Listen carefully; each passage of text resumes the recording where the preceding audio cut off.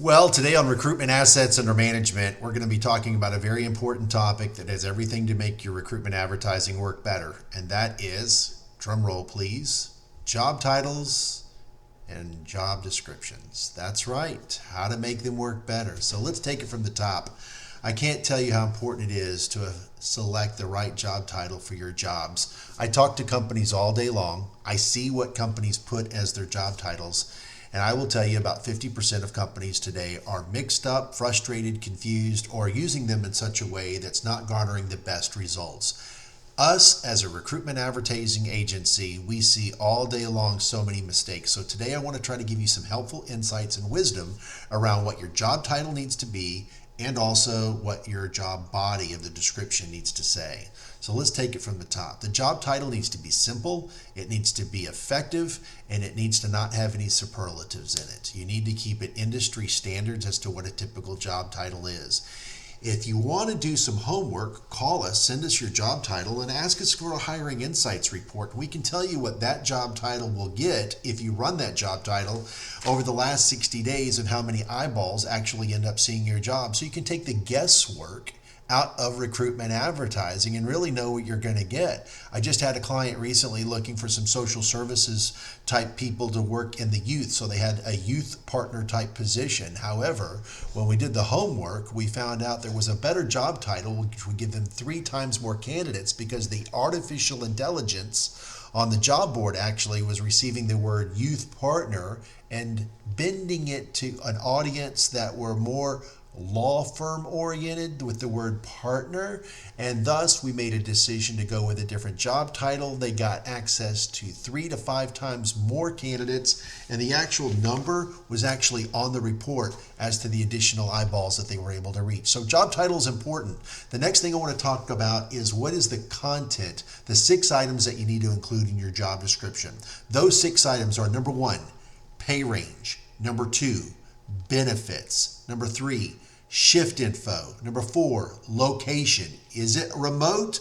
Is it you got to show up, or is it work from home, or do you have to show up at a very particular address? The next one is required qualifications, and the final one is the type of job. Is it full-time or is it part-time? Put that information in the ad. It's really, really important to have all of those components. But don't go so overboard that you just cut and paste the requisition and put that and make that your recruitment messaging. I will say about 50 to 70% of companies do that, and it just looks tacky. No candidate wants to read about that. Put some sizzle on the steak. Make candidates really get excited about wanting to answer your ad. There also needs to be somewhat of a paradigm shift, I'll suggest. Typical companies write, company has company, position, requirements, and rewards. Shift that. Put a little 1 or 2 sentences about your company, then put what's in it for me at the top of the ad. That's where the meat and potatoes really needs to put your exerted energy into that. Sell the sizzle and then get to the steak at the bottom of the ad. We have found out over 50 to 60% of candidates today, they're not even reading your job descriptions. So if you want them to read your job description, give them something to want to read about.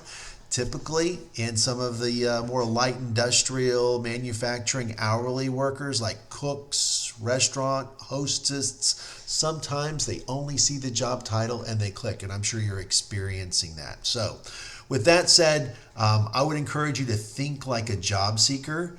Perhaps take the job title you're searching for, go post that on a job board that you're actually utilizing, be it Indeed, LinkedIn, or myriad of other recruitment job board sites, and see what it garners as a result. I want to talk a little bit more about compensation as well. I told you to put compensation in your ad because if you don't control the narrative, the job boards will control the narrative, and they'll actually post what a similar job will earn in that geography. And if you want to have a say, perhaps you offer above average compensation, candidates will move, then put it in the ad.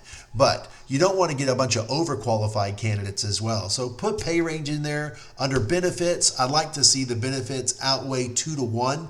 2 bullet points for what's in it for me, 1 bullet point for qualifications, so it looks more beefier around what we offer, and project and promote your recruitment brand in great ways. You need to be doing that either in your recruitment branding, in promoting that messaging, and the superlatives around how you're describing the job. If there's keywords that are important to the job, then put that in the body of the ad as well. You've got questions about how to get the biggest bang for your buck on recruitment advertising, and we've just barely scratched the surface. Click on the link below on this video and let me have a chance to visit with you for just 10 minutes. Perhaps you ask us for that Hiring Insights report. This will become a blueprint for how you need to shape your recruitment messaging moving forward and how much you probably need to spend. Every position really does deserve a moderate, respectable spend on any of the major job boards to garner the results you're looking for. Organic is not cutting it. Typically, clients are getting maybe 1 resume for every 20 to 50 resumes you'll get through sponsored job spend. We have all the answers. We would love a chance to share that with you. Schedule some time with me on the phone by clicking on the link below, or just pick up the phone and call me, 704-666-3411. Until then, keep living out loud and on purpose, will you?